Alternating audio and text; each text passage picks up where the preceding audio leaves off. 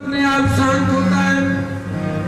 और अगर क्रोध करना है तो संतान से क्या करना है, बाहरी रिश्तेदारों से क्या करना है, बाहरी लोगों से क्या करना है। क्रोध करना है तो उस ठाकुर जी से कीजिए ना। अगर क्रोध ही करना है तो ठाकुर से करो। कुछ कहना है तो ठाकुर से कहो, कुछ बोलना है तो उस ठाकुर से बोलो। अगर कोई भी बात मन की है तो क्रोध करो तो ठाकुर जी से करो। जैसे कर्माबाई ने किया था, जैसे मीराबाई ने किया था। अगर क्रोध करना है उस क्रोध से परमात्मा मिल जाए। क्रोध करो तो ऐसा करो जिससे ठाकुर जी की प्राप्ति हो जाए। अन्यथा क्रोध करने से हमारे जितने भी पुण्य होते हैं ना सब नष्ट हो जाते। जितना भी हम सत्कर्म करते हैं, जितना भी दान करते हैं, जितना भी भगवान का नाम लेते हैं, वो सब नष्ट हो जाता है क्रोध से। क्रोध कभी नहीं करना चाहिए। और भगवान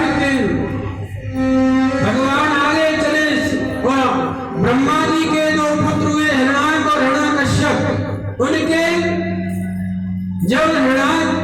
जब पैदा हुआ तो पृथ्वी रसातल में समा गई, समुद्र में डूबने लगी। ब्रह्मा जी को चिंता हुई कि पृथ्वी समुद्र में डूब गई, इस पृथ्वी को कौन निकाल करके लाए। ब्रह्मा जी को बैठे हुए तो ब्रह्मा जी को छींक आई।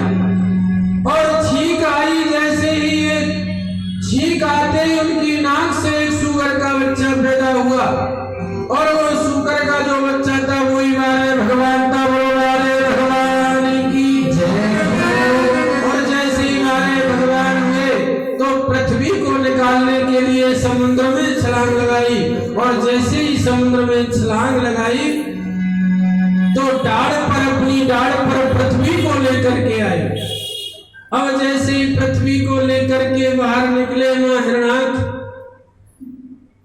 उड़ा था और उनको नारद जी मिले। हिरण्याक्ष कह रहा था नारद जी से, महाराज मेरे शरीर में बहुत खुजली चल रही है, आप मेरे से दो हाथ करोगे या बीड़ा ही बजाना जानते हो।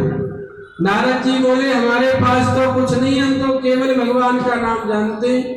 लड़ाई दंगा तो हम पे करना आता नहीं, लड़ना झगड़ना हमारे बस की बात नहीं है। लड़ाई करना हमारे बस की बात नहीं है, लड़ाई नहीं लड़ सकते। हम तो केवल इतना जानते हैं, हरे कृष्ण हरे राम हरे गोविंद हरे गोपाल, केवल बीड़ा बजाना जानते, इसके अलावा कुछ नहीं जानते। अगर आपके शरीर में खुजली मच रही है तो हम एक रास्ता बता देते हैं कि समुद्र में से बाहर भगवान सूअर का जो बच्चा है वो पृथ्वी को लेकर के निकल रहा है, आप उधर चले जाइए।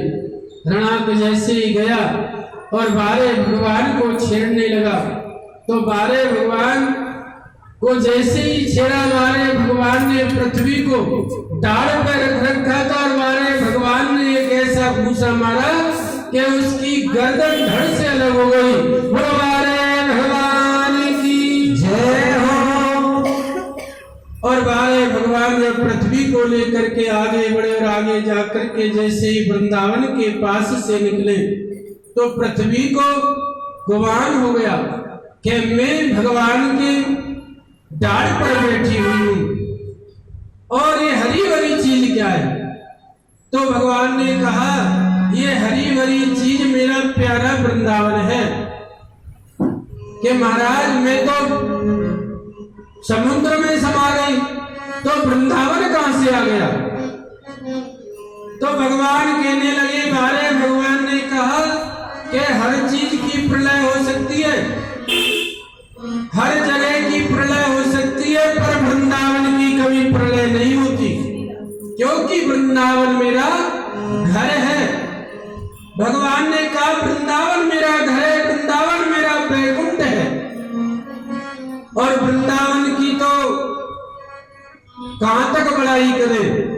वृंदावन में अगर एक बार मनुष्य पहुंच जाता है तो कई जन्मों के पाप नष्ट हो जाते।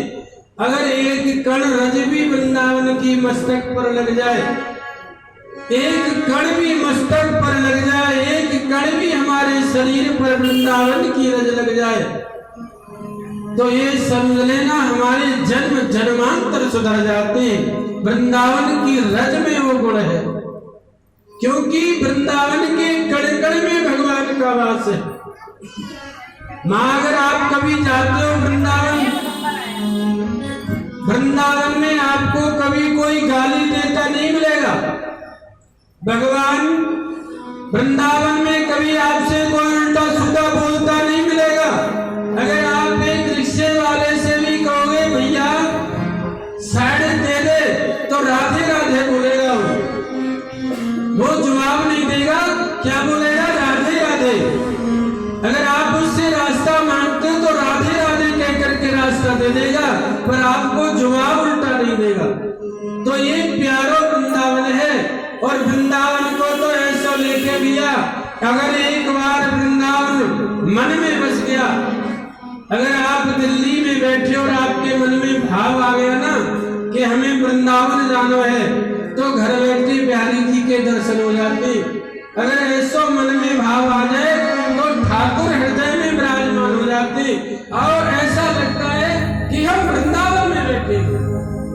ऐसा हमारे मन में जब भाव आता है तो ऐसा लगता है कि हम वृंदावन में बैठे, वृंदावन में हमारा वास है। और जिनको वृंदावन में वास है उनका तो कहना ही क्या है। जो रात दिन वृंदावन में वास करते हैं और वृंदावन में रहते हैं, और जो वृंदावन की गलियों से निकलते ही नहीं है। हमने ऐसे ऐसे संत देखे, उनको 40-40 वर्ष हो गए, वृंदावन की सीमा से बाहर नहीं जाते। अगर भूखा रहना है तो वृंदावन में रहना है, मरना है तो वृंदावन में मरना है, जीना है तो वृंदावन में जीना है। और जैसे शाम सवेरे मांग खाइयो,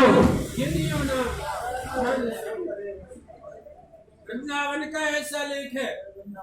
और वृंदावन में ऐसा बताते हैं कि अगर वृंदावन में जन्म हो जाए तब भी मुक्ति हो जाती है, और वृंदावन में जनेऊ संस्कार हो जाए तब भी मुक्ति हो जाती है, और वृंदावन में कहीं से ले जाकर जला दिया जाए, वृंदावन में कहीं से ले जाकर जला दिया जाए फिर भी मुक्ति हो जाती है। वृंदावन में कई तरीका की मुक्ति बताई है। जन्म है जाए, मरण है जाए, वास है जाए। वृंदावन में वास है जाए तब मुक्ति है जाए, वृंदावन में जन्म है जाए तब मुक्ति है जाए, वृंदावन में जनेऊ संस्कार है जाए तब मुक्ति है जाए, और वृंदावन में सुबह से शाम तक मांग के खावे तब मुक्ति है जाए। वृंदावन को वास है और जहाँ वास रहे जमुना जो जन आए